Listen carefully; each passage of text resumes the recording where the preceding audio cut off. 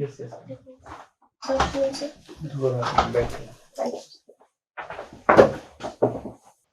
का न्यूज़पेपर पढ़ा आपने? अभी पूरा नहीं कर पाया। जितना भी पढ़ा उसमें कुछ खास खबर थी? किसानों को परेड की कमीशन मिल रही है दिल्ली में। Sir 7 of the most polluted areas of the 10, 7 out of 10 areas are in Delhi. Sir एक पॉलिटिकल न्यूज़ थी और एंटीबायोटिक्स पॉलिटिकल न्यूज़ की मतलब? बीजेपी से रिलेटेड कुछ ओके ठीक। कुछ एंटीबायोटिक्स के ऊपर था जो वैक्सीन वगैरह उसके बाद वो 6 महीने तक लास्ट कर सकते हैं। ये वैक्सीन क्या होता है? सर वैक्सीन हमारी इम्यून सिस्टम को एक कैटलिस्ट की तरह होता है जो हमारे इम्यून सिस्टम को बढ़ा सकता है। ओके, कैसे काम करता है? इसका बेसिक एक फंडामेंटल प्रिंसिपल है, आपको कुछ पता है? वैक्सीन में जो भी चीज इंजेक्ट करते हैं वो क्या होती है? वैक्सीन में जो चीज बॉडी में इंजेक्ट करते हैं वो क्या एक मटेरियल होता है? सर जिस चीज़ की एंटीबॉडी बनानी होती है उसी का हो सकता है या होता है? ऐसा होता है। सैंपल होता है chemicals या use कर सकते तो फिर उससे ही बीमार पड़ जाएगा वो तो? सर वो एक इंस्टिकेटर की तरह यूज होता है कि ताकि हमारी बॉडी ऑलरेडी प्रिपेयर हो जाए कि जब वायरस अटैक करे या जो भी बाहर की बॉडी अटैक करे उसके लिए हमारी बॉडी ऑलरेडी प्रिपेयर। तो आप बोल रहे कि जो उदाहरण के तौर पे कोरोना का वायरस है वो कोरोना का वायरस ही बॉडी में छोड़ देते हैं? सर पूरा वायरस नहीं होता है, फिर कुछ कुछ पार्ट होता है सर, जैसे ठीक टेक्निकल टर्म नहीं आता। ठीक है, नो इश्यूज। आपने पोल्यूशन की बात की, तो अभी जो दिल्ली में पोल्यूशन है कौन से 3 मेन कारण है आपके हिसाब से जिसके कारण ये पोल्यूशन इतना ज्यादा हो रहा है दिल्ली सिटी के स्पेसिफिक? सर क्लाइमेटिक या ज्योग्राफिकल लोकेशन दिल्ली की। ओके, ज्योग्राफिकल लोकेशन एक प्राइमरी रीजन है। सर दूसरा वेहिकुलर पोल्यूशन। सर आसपास की इंडस्ट्री से जो भी pollution। ठीक है, ये दो तो मेरे समझ में आ गए, व्हीकल वाला। और ज्योग्राफिकल लोकेशन का पोल्यूशन से कनेक्शन कैसा है, थोड़ा बता सकते हैं? सर जो आसपास की हवाएं हैं वो दिल्ली में आके थोड़ा स्टैग्नेंट हो जाती है। ओके, तो फिर ऐसे तो फिर ओके क्यों होती है वो? इज इट मतलब क्या कारण क्या है वैसे होने का? दिल्ली में ही क्यों होती है? उनको पता है कि कैपिटल है, यहाँ पे रुकना है? नो सर कुछ ज्योग्राफिकल फैक्टर होगा सर। आपको नहीं पता? श्योर। ठीक है, नो इश्यूज। और यूपी रिलेटेड कुछ खबर थी? फ्रंट पेज पे तो नहीं है। ओके, आपने ये लव जिहाद वर्ड सुना है? क्या है आपकी राय, क्या है पर्सनल ओपिनियन? जब आप लव जिहाद सुनते हैं तो आपका उसके प्रति कंसेप्शन क्या है? सर ये कोई लीगल टर्म नहीं है, ये आम भाषा में यूज किया जाने वाला है। सर इससे एक आम भाषा में यूज होता है? ओके, वही होता है, यूज होता है, करते हैं कुछ लोग। ठीक है, कुछ लोग, यस। तो ये स्पेसिफिक एक नैरेटिव का पार्ट है। बताइए तो, और क्या मतलब है उसका? सर ये एक स्पेसिफिक, जैसे आपने कहा स्पेसिफिक नैरेटिव चलाने की कोशिश की जा रही है पर्टिकुलर कम्युनिटी के खिलाफ, उससे रिलेटेड है। ओके, बट ये जिहाद शब्द का मतलब अलग होता है, लव शब्द का मतलब तो हमें पता ही है, इसको ये कंबाइन करके क्या बताना चाह रहे हैं? सर एक पर्टिकुलर कम्युनिटी किस तरीके से अपने धर्म को प्रमोट करने के लिए कुछ स्टेप्स ले रही है, उसको सिग्निफिकेंस या उसको दर्शाने के लिए। ओके, तो आपके हिसाब से लव जिहाद होता है या ये फिक्टिशियस टर्म है, काल्पनिक? सर टर्म लीगल नहीं है तो कुछ फिक्शंस भी होंगे, लेकिन ऐसा प्रैक्टिसेस में भी देखा जाता है। तो मतलब कुछ ऐसी चीजें प्रैक्टिसेस होती हैं जिसको हम बोल सकते हैं मोटा मोटा कि ये लव जिहाद है? सर मैंने कोई डेटा तो नहीं पढ़ा, पर जो सुना है उस बेसिस पे कुछ लोग ऐसा कहते हैं। आपकी क्या राय है? सर अगर पॉलिटिकल रेल में इसको यूज किया जा रहा है थोड़ा शायद बैकिंग होगी इसकी। मतलब गलत है आपके हिसाब से? तो और सरकार तो इसको लेके लॉ भी बना ली कि आप शादी के लिए कन्वर्जन नहीं कर सकते फोर्सफुल। तो आपको क्या लगता है कि देखिए जो स्पेसिफिकली इस्लाम की बात होती है, इस्लाम में शादी के लिए both the party should be Muslims, उनका रिलीजियस डिक्टम है। तो फिर अगर हम ये कर रहे हैं कि अगर कोई नॉन मुस्लिम शादी करना चाहता है और वो कन्वर्जन करना चाहता है और सरकार बोल रही है कि कन्वर्जन नहीं कर सकते, उदाहरण के तौर पे, तो क्या वो सही है? वो आर्टिकल 25 का ये नहीं है, उल्लंघन नहीं है? सर जो ऑर्डिनेंस आया है वो इलीगल कन्वर्शन के खिलाफ है। इलीगल मतलब फोर्सफुल या मैनिपुलेशन से नहीं होना चाहिए, कोई अल्योरमेंट नहीं होना चाहिए, कोई प्रेशर नहीं होना चाहिए। और जैसा कि कोर्ट ने भी कहा था, the conversion should be heart से रिलेटेड होना चाहिए। इंसान सच में अगर कन्वर्ट करना चाहता है तो वो होना वहाँ से कर सकता है। मैरिज एक सोल पर्सपेक्टिव नहीं हो सकता, एक सोल बेसिस नहीं हो सकता। और ऐसे बताया जा रहा है कि ये जो नॉन मुस्लिम महिलाएं हैं, जो चांसेस है कि मुस्लिम पुरुषों से शादी कर सकती है, उनके सशक्तिकरण के लिए ये है। आप मानते हैं ये जो बिल आया, ऑर्डिनेंस आया है? पर अगर किसी को धर्म के ऊपर उठते हुए करना है शादी, तो स्पेशल मैरिज एक्ट का सहारा लिया जा सकता है, बेटर ऑप्शन हो सकता है। तो आपका मतलब ये था कि इसकी जरूरत नहीं थी ऑर्डिनेंस की, स्पेशल मैरिज एक्ट तो है ही। नहीं सर, ये जैसा कि बिल में कहा गया है, किसी भी तरीके के फोर्सफुल चीज़ों को हटाने के लिए लाया गया है। तो हाँ सर, वही मैं पूछ रहा हूँ कि सशक्तिकरण के लिए है या नहीं है? Yes. ठीक है। एक तो ये कोविड से रिलेटेड जो अभी एक्टिविटीज चल रही हैं, उसमें एक प्राइम रिसेंटली न्यूज़ में रहा पिछले महीने, वैक्सीन का डेवलपमेंट। बड़ा फेमस टर्म हमने यूज़ किया, अक्सर सुना न्यूज़ में, that is dry run of vaccine. Dry run का क्या मतलब है? सर इसमें जो ओरिजिनल वैक्सीन है बस वो नहीं होगी, बाकी सारा प्रोसीजर सेम रहेगा, ताकि हम पहले से प्रिपेयर हो सके पूरे प्रोसेस के थ्रू। एक रिहर्सल की तरह था ये सर। ठीक है, ठीक है। दिल्ली पॉल्यूशन के जो रीजंस आपने बताया, उसमें पराली मिसिंग था। जोग्राफिकल फैक्टर्स में आई थिंक वो कवर किया जा सकता है, ओके, क्लाइमेटिक और जोग्राफिकल में। ठीक है। अभ्युदय स्कीम, यूपी गवर्नमेंट की एक स्कीम है अभ्युदय। सॉरी सर, पढ़ा नहीं, ओके, ठीक है। लव जिहाद वाले मुद्दे पे ही अगर बात करते हैं, वापस आते हैं, तो क्या आपको लगता है कि स्टेट को इस तरह की एक्टिविटीज में, जैसे आपसे आपकी बातचीत सुन करके अभी मुझे ऐसा लगा, जैसे आपने कहा कि एक स्टेट लाइन यूज करी, पर्टिकुलर कम्युनिटी के अगेंस्ट है ये, तो क्या आपको सच में लगता है कि गवर्नमेंट्स जो लॉज बना रही है, those are basically targeted towards a particular community? Sir जो लॉ है या जो ऑर्डिनेंस है वो पर्टिकुलर कम्युनिटी के खिलाफ नहीं है, it's open for all and applies to all. लेकिन जो वर्ड था सर ने लव जिहाद जो पूछा था, उसका नैरेटिव एक पर्टिकुलर कम्युनिटी के खिलाफ अगेंस्ट है, तो क्या गवर्नमेंट उस डायरेक्शन में जा रही है? उस नैरेटिव को गवर्नमेंट सपोर्ट करती हुई दिखाई देती है आपको या नहीं? सर अगर क्या आपको ये लगता है कि एक रिलीजन न्यूट्रल एक लॉ बनाया गया है और इसका इन चीज़ों से पॉलिटिकल माइलेजेस से कोई रिलेशन नहीं है?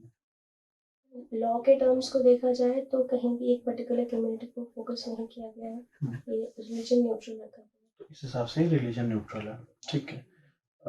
अभी यूपी की जैसे एक लॉ एंड ऑर्डर की सिचुएशंस आपके हिसाब से प्रेजेंटली क्या एनालिसिस है? आपका क्या एनालिसिस है यूपी की प्रेजेंट जो लॉ एंड ऑर्डर सिचुएशन है उसको लेकर के? एनसीआरबी के डेटा को देखा जाए तो यूपी क्राइम्स में टॉप करता है। About 10% of the total crime of the India, उसमें यूपी कंट्रीब्यूट करता है 10%। ठीक है। तो लेकिन सर अगर हाल ही में जो गवर्नमेंट ने डेटा प्रेजेंट किया है उनके हिसाब से जो क्राइम रेट है वो डिक्रीज कर रहा है। स्पेशली वुमेन एम्पावरमेंट से रिलेटेड स्कीम्स ऐसी कोई जो प्रशासन के पॉइंट ऑफ व्यू से या लॉ एंड ऑर्डर को सिचुएशन को इम्प्रूव करती हुई, ऐसी कोई स्कीम्स जो अभी फिलहाल वर्तमान सरकार ने लागू करी हो? मिशन शक्ति एक इम्पोर्टेंट है, क्योंकि उसमें जैसा कि सीएम जी ने कहा है कि जो भी एलिमेंट्स होंगे जो वुमेन रिलेटेड डिग्निटी या उनकी डिग्निटी को जो हैम्पर करते हैं या जो एलिमिनेट करते हैं, उनके खिलाफ स्ट्रिक्ट एक्शंस लिए जाएंगे।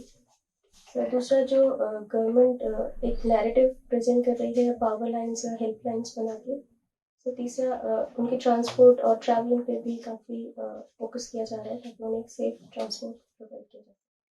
ठीक है। हाथरस और बदायूं गैंग रेप का आपने इंसिडेंट सुना होगा, ठीक है। एक इंसिडेंट में ऐसा हुआ कि जो पीड़ित था या जिनके अगेंस्ट वो रेप का एक्शन हुआ, उनकी ही डेड बॉडी को प्रशासन ने डिसाइड किया कि रात में ही उसका अंतिम संस्कार करते हैं, ठीक है। एक ऐसा स्टेप था जिस पर काफी विवाद भी हुआ बाद में।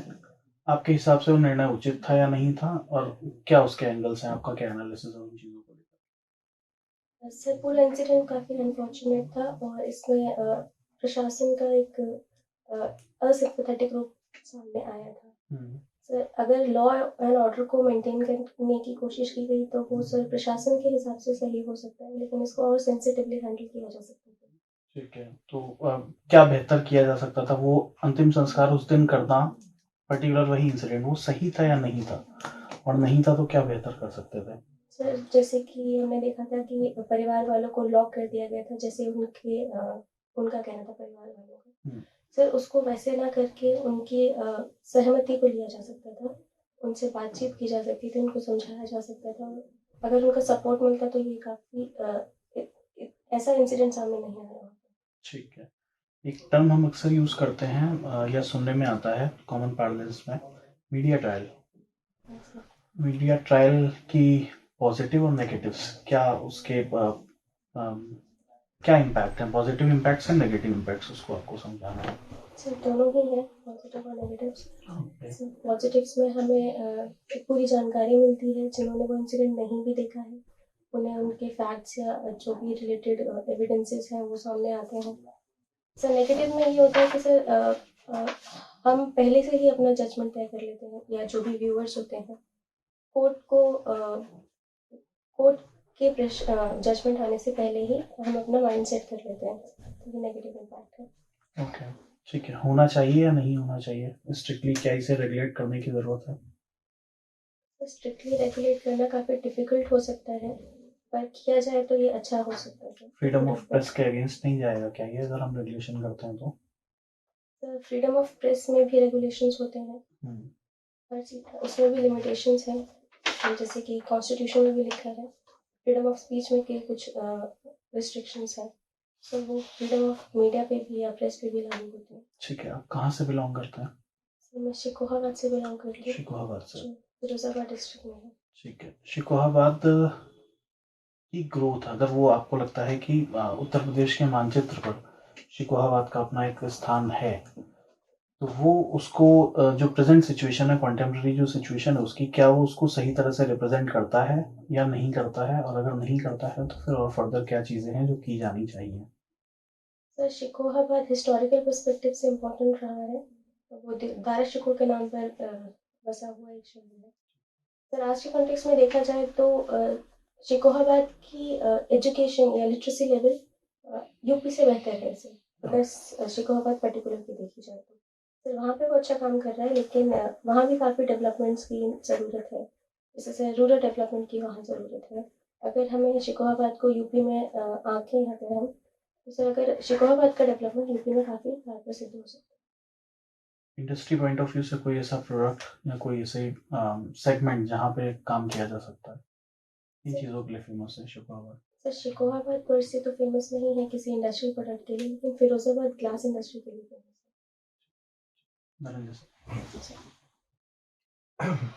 आपने कहा कि शिकोहाबाद की एजुकेशन जो है ग्रोथ वो बेटर देन यूपी है, क्या कोई आपके पास फैक्ट है जिससे आप ऐसा बात कह सकती हैं? सर सेंसस का फैक्ट है, सर मुझे एग्जैक्ट फिगर याद नहीं है, पर 2 या 3% ऊपर है।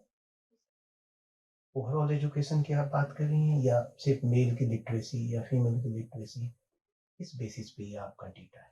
सर ओवरऑल भी ज़्यादा है, मेल और फीमेल दोनों ज़्यादा है। आप श्योर हैं इस डेटा को लेकर? Yes, आपने अगेन कहा कि स्टेबल बर्निंग की बात हुई, स्टेबल बर्निंग का मतलब क्या है, मैं थोड़ा समझना चाहता हूँ। फसल कटाई के बाद जो नीचे की जो घास है, हम उन्हें लोकल लैंग्वेज में डूंट कहते हैं, उनको जलाया जाता है ताकि फसल की अगली बुआई से पहले खेतों को साफ किया जा सके।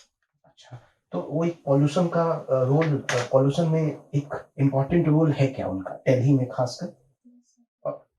तो कैसे है, मैं थोड़ा समझना चाहता हूँ। तो जब उसको जलाया जाता है वो काफ़ी बड़े मात्रा में जलता है और जो भी पोल्यूटेंट्स हैं वो एयर में मिक्स हो जाते हैं जिससे एयर की क्वालिटी डिक्रीज हो जाती है। तो इससे यूपी भी इफेक्ट होता है या पूरा यूपी इफेक्टेड है या सिर्फ वेस्टर्न यूपी और ईस्टर्न यूपी ऐसा कोई डिस्कनेक्ट है? सर इस वेस्टर्न यूपी में ज़्यादा देखा जाता है क्योंकि यहाँ खेती ज़्यादा होती है। अच्छा, ईस्टर्न यूपी में खेती नहीं होती? सर रिलेटिवली थोड़ा ज़्यादा है वेस्टर्न यूपी में। ऐसा है रियली में? कि मुझे तो लगता है ईस्टर्न यूपी मोर एग्रीकल्चर ओरिएंटेड है, मोर फार्मर्स है। ये अलग बात है कि वहाँ प्रोडक्टिविटी कम हो सकती है, बट मुझे लगता है कि ईस्टर्न यूपी में ज़्यादा एग्रीकल्चर ओरिएंटेड इकोनॉमी भी है। जहाँ तक मैंने पढ़ा या सुना है अखबारों में या टीवी में, हम्म, तो वेस्टर्न यूपी का रोल सबसे ज़्यादा सामने आता है। ठीक है, तो आप इसके लिए क्या करेंगे as a deputy collector? How you will control this burning of stubble? तो पहली बात है किसानों को जागरूक बनाना। अगर उन्हें समझाया जा सके कि ये उनके खेतों के लिए भी हानिकारक है, उनके स्वास्थ्य के लिए भी, और एयर को भी पोल्यूट कर रहा है, ये पूरे देश को और यहाँ तक कि पूरे इंटरनेशनल लेवल पर ये एक बड़ा मुद्दा है। अगर वो इस चीज़ को समझ पाते हैं और सहयोग देते हैं तो ये काफ़ी अच्छा सिद्ध हो सकता है। लेकिन सहयोग कैसे देंगे? उनके लिए प्राइमरी रिक्वायरमेंट तो पहले खेती है, तो सहयोग कैसे देंगे? समझाने से तो ऐसा नहीं है कि कोई समझ जाएगा, या ऐसा नहीं कि अभी नहीं समझाया जा रहा होगा। आप ऐसा अलग क्या करेंगे? इनोवेशन क्या लेके आएंगे कि आप इसको रिड्यूस कर सकें या एलिमिनेट कर सकें? तो जैसे हैप्पी सीडर मशीन का यूज़ थोड़ा बढ़ाया जा सकता है। तो जहाँ तक मेरी जानकारी है बट क्या वो अफोर्डेबल है आम किसान के लिए? सर गवर्नमेंट सब्सिडीज दे सकती है उसके लिए। ठीक है, आपने कहा कि क्राइम ज्यादा है यूपी में, ठीक है, तो क्राइम के क्या रीजन हो सकते हैं? क्या मुझे 3 रीजन बता सकते हैं? सर सोशल, इंडिविजुअल, अगर हम सेक्टर्स वाइज जाएं तो मुझे यही तो समझ में आता तो ठीक है, मतलब इसको थोड़ा एक्सप्लेन करेंगे कि क्या रीजन हो सकते हैं? है। सर इंडिविजुअल लेवल पे देखा जाए तो अनएम्प्लॉयमेंट ज़्यादा है और स्टैंडर्ड ऑफ लिविंग बढ़ाने के लिए या अफोर्ड करने के लिए या बेसिक ह्यूमैनिटीज़ को लेने के लिए लोग इस तरीके से काम करते हैं। मतलब आपको लगता है जितने अनएम्प्लॉयड लोग हैं वो सारे क्राइम में इन्वॉल्व हो और जाते हैं? सारे नहीं होते हैं, कुछ एम्प्लॉयड भी हो सकते हैं, हम्म पर ज़्यादातर देखा जाता है हम्म कि जो अनएम्प्लॉयड है हम्म वो जल्दी पैसा कमाने के लिए या अपनी ज़रूरतों को पूरा अच्छा, करने ठीक के है, लिए अगला रीजन और क्या हो सकता है? सेम आता है सोशल लेवल। मतलब सोसाइटी के पास कोई काम नहीं है तो they engage into criminal activities. Society individual से बनती है और जैसे कि सोसाइटी इसके अलावा कोई रीजन है आपको लगता है क्राइम का? अनएम्प्लॉयमेंट, अच्छा, इसको कैसे कंट्रोल कर सकते हैं आप एज ए डिप्टी कलेक्टर होंगी? आप कैसे कंट्रोल कर? क्राइम को कंट्रोल करने के लिए एक अच्छा इनकम लेवल अगर प्रोवाइड किया जा सके तो। मतलब आपका मानना है जब तक इनकम लेवल नहीं होगा तब तक क्राइम रुकेगा नहीं? मतलब पहले हम इनकम की अरेंजमेंट करें, ऐसा तो है नहीं आसानी से हो जाएगा। जैसे हमने कहा कि डबल फार्मर इनकम बाय 2022, यदि हम 2022 तक पहले रुके, उनका इनकम डबल करें, फिर हम क्राइम के बारे में सोचेंगे, ऐसा मानना है आपका? किसान ऑलरेडी एम्प्लॉयड कहे जा सकते हैं, ऑल्दो वो फॉर्मल सेक्टर में नहीं है लेकिन उनके पास काम है। पूरे भारत में आपको लगता है कितने % किसान हैं? 86% अप्रॉक्सीमेटली 86%। और स्मॉल एंड तो आप मानती हैं कि मैक्सिमम लोग किसान के उसमें आते हैं, मैक्सिमम पॉपुलेशन? तो हम वैसे भी यदि देखें तो आपका मानना है कि यही मैक्सिमम कैटेगरी ऑफ पीपल है?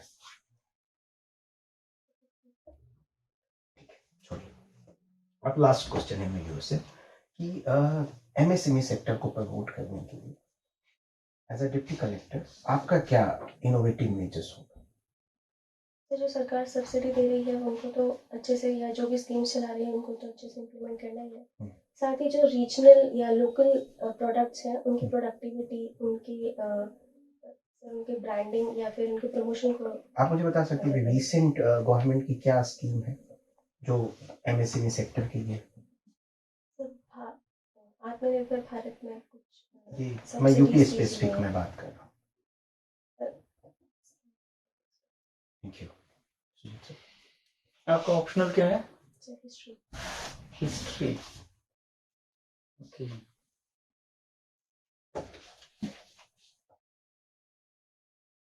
तो ऐसे माना जाता है कि भारत की जो हिस्ट्री है, आपको क्यों लगता है, जैसे माइथोलॉजी की जो 2-3 मेन स्टोरीज है हमारी, ऑल्सो बुद्धा एंड जैन, महावीर, सब लोग यूपी, बिहार, एमपी इस एरिया से ही क्यों आते हैं?